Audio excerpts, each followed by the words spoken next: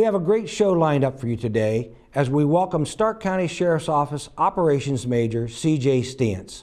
We'll be discussing our comprehensive 2024 community education schedule, as well as our next Citizens Academy and ways you can get involved with both. Stark County Sheriff George Meyer here with a reminder about the challenges of winter. As temperatures drop, ensure your car is winter ready with proper tires and emergency supplies. Always give yourself extra time to reach your destination. Keep walkways clear of snow and ice to prevent falls. We're all in this together. Let's ensure everyone stays safe and warm this winter.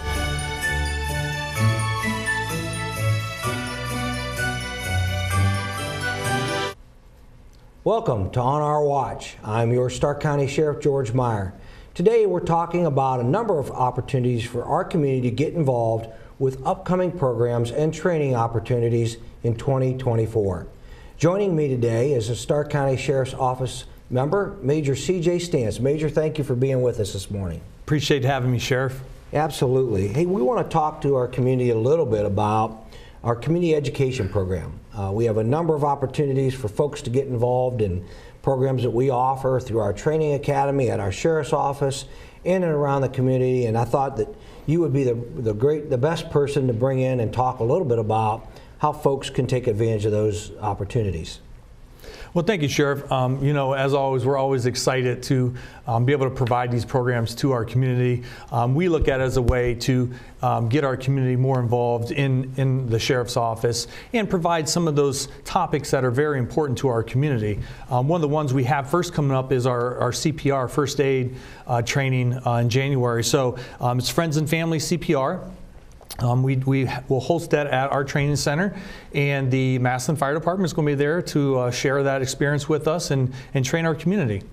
Well, we have to hats off to our friends at the Massillon Fire Department. They've been very gracious in helping us with this training each and every class.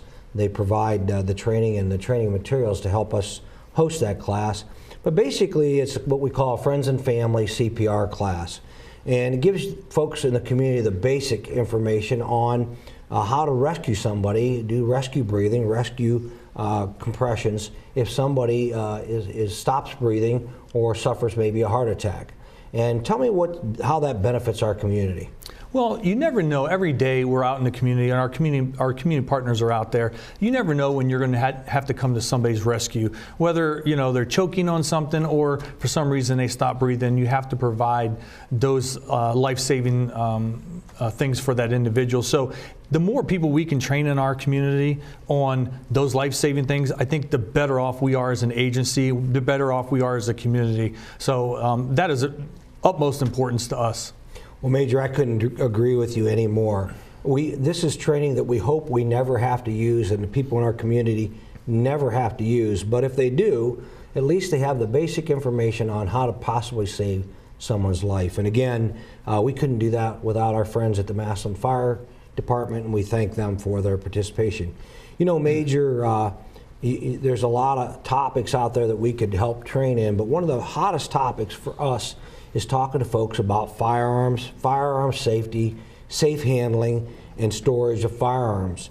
You know, we have constitutional carry now, and that came into play about this past April. And so, some things have changed for folks, and they don't necessarily get the training that was available before. So let's talk a little bit about what that training looks like and how it helps our community. Yeah, it is very important. Right now an individual can go buy a firearm, never have shot a firearm, never handled a firearm, and actually can legally put that on their side and carry that. So the training that we provide at the training center, I think it gives somebody a little bit more security when it comes to, if they want to use that constitutional carry, gives them a little bit of knowledge on how they operate that firearm, how to unload that firearm, how to safely store that firearm in your house. Because most people have children, and you want to know how to properly secure that firearm so there's not a tragedy in your home. So I think that training that we provide at our training center is just very important to any gun owner, very important to anybody that wants to constitutional carry a firearm. Well, Major, because you're in charge of operations at the Sheriff's Office, too frequently we receive reports of people whose firearm was actually stolen out of their vehicle. And oftentimes we see that it wasn't properly stored or secured. And so that's one part of that training. And let's talk about how important that is to making sure you secure that firearm safely. Sometimes we do get complacent as firearm owners, and when we leave those firearms in vehicles, especially when we leave our vehicles unlocked, and even when they're locked, that gives individuals the opportunity to steal those firearms. And we know that usually they use those firearms to commit crimes. And the more guns that we have on the streets illegally, the more crime that we can have in our community. We want to prevent that from happening. So part of that training is how do we secure those firearms safely inside your residence so they're not have the opportunity to be stolen. Absolutely.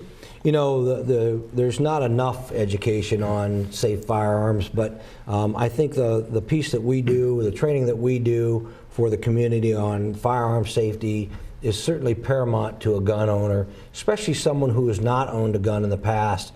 There's so much you can learn and so many things you can take away. For example, one of the things we talk about in that training segment is how to keep the gun safe at home, especially if you have children in the home. What are some of the things that we can learn from that type of training?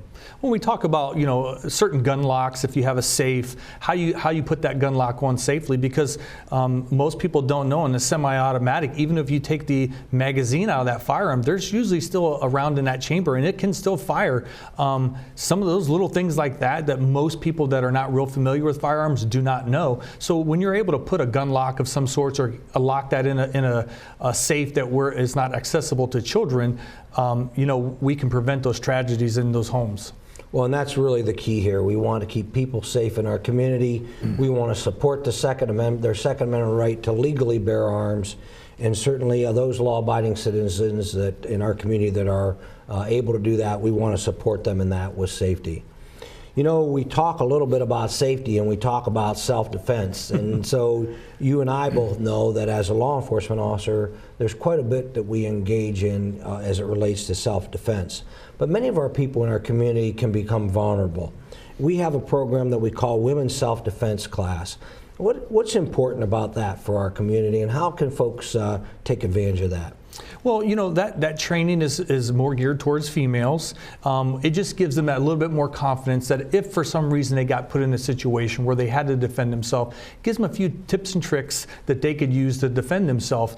Most importantly, you know, they could be walking out to their car, they could be walking in a parking lot somewhere, walking from work, whatever it might be. We want to make them feel a little bit more comfortable knowing that if something bad were to try to happen to them, it gives them a little bit of confidence to defend themselves if they had to. And so this training certainly doesn't teach them to be a martial arts expert. It basically teaches them how to keep themselves safe if encountered in a situation where they need to use self-defense. And you know, we open this up to ladies. Is there Major, let me ask you, is there an age limit for folks that participate in that? There is not an age limit. We've taught some teenagers up through you know, some 60s and late 70s. Well, that's great. As long as folks can participate in the program, we think it's a good program for ladies in our community. You know, like you said, they could be a victim. They could be targeted as a victim. When they're out in the community, some people look at women as vulnerable and take advantage of them. And so it's a great program that we have to make them, first of all, aware of their surroundings and cognizant of the fact that they could become a victim, and helps them, give them the basic tools that they need to protect themselves. And so taken away from that is, if you're interested in that type of thing, go to our website, go to our app and sign up, or look for the next class and sign up, because I hear that these classes fill up pretty quickly, Major. Yes, most of our community ed training, they do fill up really, really quickly. If you know, the best way to do is you know, get on that website, sign up for that class early, show up at that class. It's always a great time. Even though we do take it serious, there is some fun in those classes, because we all know that you learn by having fun. And I do agree with you. We don't expect these females to go out and be involved in MMA after this class. But we do want them to feel a little bit more comfortable if they were a victim, like you said, Sheriff, to be able to protect themselves. Now, Major, when do we normally run these classes? We usually do a class about every month, and it varies depending on the day. Again, that is on our website. You can look at those dates. That way you can pre-schedule those classes if you had to. But it's usually every month we do one of those classes, a different class every month. And is it, what if folks work during the day? How do they get there? Usually it's in the evenings. We try to make those more accessible, or on the weekends. We try to make those accessible for those folks that do work to have different hours that we give those classes, so it gives everybody opportunity to attend. So you run some Saturday classes to make it available for the community? We do, sir. That's great. Well, one of the things that we're going to introduce into the cadre of community training is youth internet safety. And when you hear that title, you think, okay, we're going to bring young kids in and teach them about the internet. Tell me a little bit about that. That class is more geared towards us parents that want to make sure that our children are safe, looking for ways that what you need to look at as a parent if you have children that are on the internet, because we know those kids, they have that phone, that's their internet, that's their way of searching things, and it gives parents the opportunity to know what that child is doing on that phone or on that computer, or even on these Xboxes and these game systems. There's so many ways that these children can get on the internet that we didn't have those opportunities when we were younger. Well, we know that technology is a great thing, and we use it every day in the things that we do in and around our lives. But we also know that it can be dangerous for our young people if not properly guided and overseen in where they're going on, what sites they're going to when they're using the internet. So it's something that we need to keep an eye on. And I think we have some great tips for parents on how they can do that safely. Yeah, we know that unfortunately with the internet, that is a wide open source, that there's many predators on there that look for opportunities to take advantage of our youth. So it is a way as a parent to know how to look for those things and make sure that your child does not come victim to any type of internet. Absolutely. The other new thing that we're introducing into our training cadre is youth driving safety. Major, you oversee the operations. We have a number of traffic crashes. We have traffic programs throughout the county. This is a way to engage our young drivers and talk to them about safety tips to make them better drivers out there using our roadways safely. Yeah, and we know that our teen drivers, sometimes they have a little bit more confidence than they probably should when they're teenagers, and sometimes they could take that confidence the wrong way, whether it's driving in the wintertime on slick roadways, or even in the summertime on wet roadways. So we do give them some tips and tricks on how they could be a better safe driver to protect themselves. And our goal is that we don't have these youth that are involved in any type of major crash. Absolutely. At one point in my life, I was deeply involved in teen driving safety programs and driving schools. And one of the things that I learned was a teen driver is learning to drive for about the first 5 years. They're developing their skills. Imagine a driver learning to drive during the summer months in Ohio and then having to drive in the winter, which they've had no experience.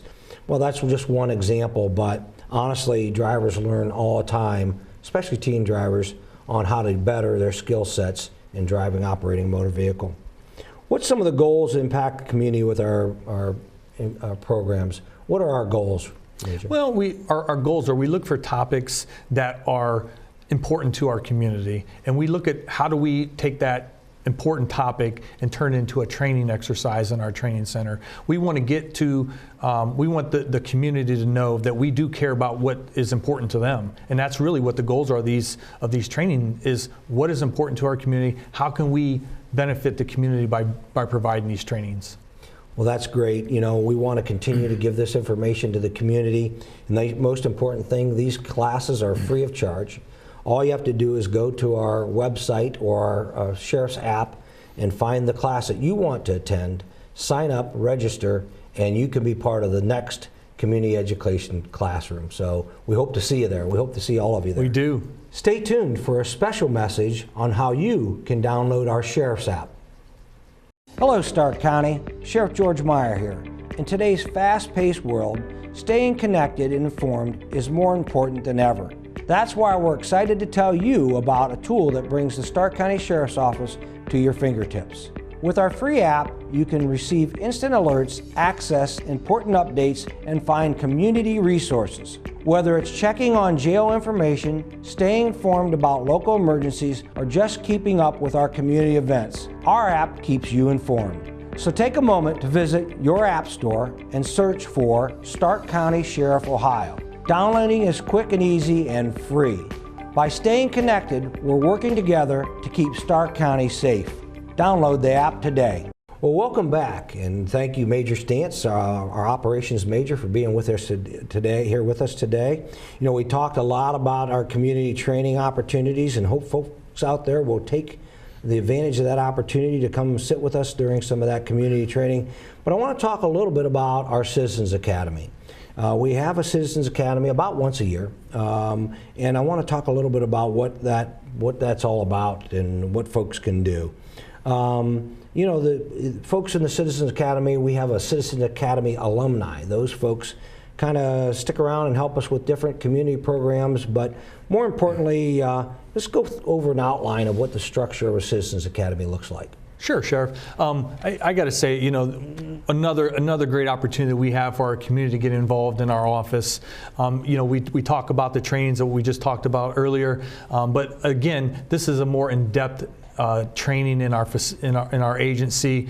It gives that individual who comes to this training and to this class an opportunity to see what we do day in and day out, because a lot of people, all they see is that officer on the road patrol that they come in contact or comes to their house. But there are so many more opportunities in our agency that what we do and what our folks in our agency do, and what great way to find out all those things and get involved in our agency to come to this training. Absolutely. And you know, I like to make sure that folks know that it's not a training program, it's an education program. We try to educate the community on the things that we do and we engage in and our responsibilities to the community that we undertake each and every day. So more of an awareness of how we operate, less of awareness on the basics on how to be a police officer or how to be a deputy. So, you know, we have a number of things that we use as topics going through the Citizens Academy. Let's start off with the patrol. We talk about patrol, and that's your bailiwick, and traffic stops. What's that look like for someone in the Citizens Academy? Yeah, they get an opportunity to go through a traffic stop as they would be the officer on that traffic stop. We put them in that scenario. They get an opportunity to ride along with our officers on the streets to see what they do on a day-to-day basis, an hourly basis. Gives them an opportunity to see what a day as a deputy would be. You mean people can actually ride with a deputy when they're on patrol? They absolutely can. Well, that sounds pretty exciting. I might sign up for that myself. I always tell them that's one of the most exciting parts of this class, but some would argue that the jail's the most exciting, but I'm kind of impartial to the road patrol. It sounds all exciting to me, quite frankly. You know, we talk about our civil or different divisions, and our civil division is everything made up of the court, paper service, processing, issue of warrants, those types of things. Talk a little bit about what people can expect to see as part of the presentation for civil. Well, we have an exciting part of that too, because that's also a division under me. But the courts have been so gracious. They actually set up a mock trial. They take them through how a trial would work in through the common pleas court, from the prosecution side, from the judge's side, and from the defense side. So they actually go down and tour the county courthouse and sit in a courtroom, talk to a judge. All those things are available to them? It's all available to them. Well, that sounds excellent. You mentioned the jail, so I have to bring the jail up. And I know our jail folks are pretty proud of what they are able to accomplish in the jail and keeping people safe and the operations of the jail. What does that presentation look like to someone who might be interested in joining our Citizens Academy? Well, I've heard they say that the food is the most exciting thing back there, but I'm not going to say that I'm going to eat those meals, but they do get a tour of the jail, the ins and outs of the jail, inside the jail cells. They get to see what the corrections officers do as they're working back there in the jail. Like I said, the jail is going to argue that that's one of the most exciting days, but I argue it's the operations road patrol side. Well, we know there's a lot going on in the jail and different moving parts of the jail. You know, one of the things we do in the jail, we actually connect with the courtrooms digitally now, and so there's a lot going on for a jail tour, and they do a tour, right? They actually walk through the jail, do a tour, and get to see these things in the works. Yeah, they get to see it. I call it real life. They actually get to see how it works in real life and how those things are happening as they're happening in the jail. Now, Major, you oversee our communication section, our dispatchers, our 911 center. Talk to me a little bit about what folks can expect to learn from that. They get to see that real life call coming into those dispatch centers and get to see how that dispatcher would handle that call, how they'd send it out to the patrol guys. They get to experience how everything works from that phone call coming into our dispatch center to how it gets to the road patrol guys. So they can be in the dispatch center when a 911 call comes in? Absolutely. They can hear it. They can put the headphones on and listen to how that call is coming in, what that caller is saying to them, listen to exactly how that dispatcher talks to that individual and how that dispatcher gives it to that deputy on the road. Well, that's pretty amazing. I'm sure people would enjoy seeing that part of our operations. You know, we have a pretty robust crime scene, crime collection section within the sheriff's office. Do we do anything for the Citizens Academy to learn about how that all works? Everybody loves CSI, so I wondered if we do anything with that. Yeah, and what we try to do is make it interactive. So our crime scene guys, they come in, they actually set up a crime scene, and they split them up into a couple teams. They say that's a real competitive between the teams on how they handle that crime scene. They have to collect evidence, take photographs, kind of do a little report on that crime scene. So that is a competition that they have, and they say there's a winner or loser on that too. So well, it sounds very realistic to me. It is. Able to set up a crime scene, walk into a crime scene. Not many people have that opportunity. So you do have that opportunity if you go to the Citizens Academy for the Stark County Sheriff's Office. Now everybody likes dogs, so I got to bring up the dogs. Do we have a canine presentation, or how do we do that? Yeah, we're going to step a little bit back because we have our dog warden division, because that's another one. We talk about people loving animals and loving dogs. We love them too at our office. We run the dog warden division. We'll have a presentation from our dog warden division. But then they also our actual canines, our canines that are working dogs actually come in and do a presentation too. Our lieutenant does a very good job. He could sit there and talk for hours about dogs, and he usually does. But that's another opportunity for people to have a little interaction and see what those dogs do on a daily basis. Now, Major, this is just a few of the things that they can learn at the Citizens Academy. How long is this program? It's 12 weeks. And typically it depends if there's a holiday. Sometimes that gets an extra week in there, but it's usually a 12-week, one night a week interaction that they have with our office. So one evening a week for about 12 weeks. Yep. To get all this information in. And then what happens at the end? I mean, what do you guys do when they're all done? Well, we do a graduation, first of all, but we also, again, you talk about the alumni. They become part of the Citizens Academy alumni, so they always have an opportunity to stay engaged with our office. They come out to our DUI checkpoints and help out with those. They come to our Pro Football Hall of Fame and help out with those. Any type of event that we have as an office, we always welcome them to come in and be part of that and continue their service to their community. Now, I think we've used the Citizens Academy alumni folks at our county fair as well. How do we engage them? We actually do, we run golf carts where we pick up people and give them rides into the fair. A lot of them are running those golf carts, picking up people. They come into our command center, help us out in our command center. You name it, they find a ways to help us. We definitely appreciate it. They're like part of our family. And so they run a shuttle service at the fairgrounds where they pick people up where they park their cars. They bring them into the fairgrounds. Then what do? They take them back at the end of the evening or whenever they're done for the day? Absolutely. Give them a ride back to their vehicle. It saves them walking that distance wherever they had to park at the fair.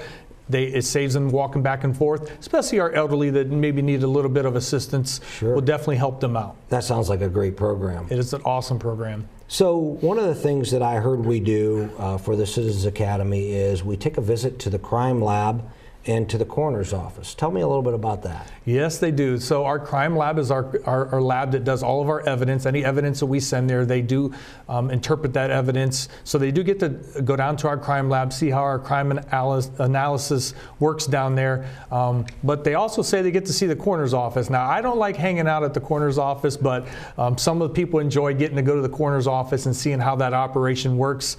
I'm not sure if they get to see a full autopsy, but I've heard that they've got to see some things how the coroner's office works down there. Well, that's pretty amazing to be able to have that opportunity. You know, one of the things that we do is we offer this training at our training center. And there are a number of things at our training center that they can certainly see down there. We have a couple ranges down there, gun ranges, as well as some other training opportunities. Talk a little bit about the simulator that we have at the training center. What an awesome opportunity is for somebody to get into a scenario-based situation. Shows them how they would react in certain scenarios, kind of like how an officer would react when they're in those same scenarios. But it is a scenario-based simulator that they hold. It feels like a real gun, or different tools how the officer would have, but they're put in situations where they could either use that or not use that in that simulator. So it's scenario based. Yes, sir. And they're in like real time, going through the scenario, reacting to the scenario, how they think would be best reaction. It definitely gives them an insight on what the officers deal with day in and day out on decision making, on what they would do versus what somebody else would perceive them doing. That sounds like a great opportunity for folks. It is. One of the things I wanted to mention is our investigative unit. And I know part of the segment that we have for the Citizens Academy is we walk them through a real homicide crime scene and the whole investigation. What's that look like for folks? Well, it really opens people's eyes on all the hard work that goes into with those investigations, from the start when we get that call to the detectives when they come out to that scene, with the collection of the evidence, all the way through the whole court system, presenting those cases, interviewing. I always say, when you get into there, don't let the detectives interview you. They'll get you to admit to something. So, well, listen, sounds like a great opportunity. We have a Citizens Academy coming up in January of this coming year. This month starts the 20th of this month. If you get an opportunity to stop in and be part of that, we'd love to see you. I believe I misspoke. I said January 20th, when actually the class begins February 20th. So you have time to get yourself registered. I want to thank Major C.J. Stantz for joining us today. Remember, the application deadline for the Citizens Academy is February 6th. This is a great opportunity to learn, engage, and make a difference. Thank you for tuning in. Remember, we're always working together to keep Stark County safe.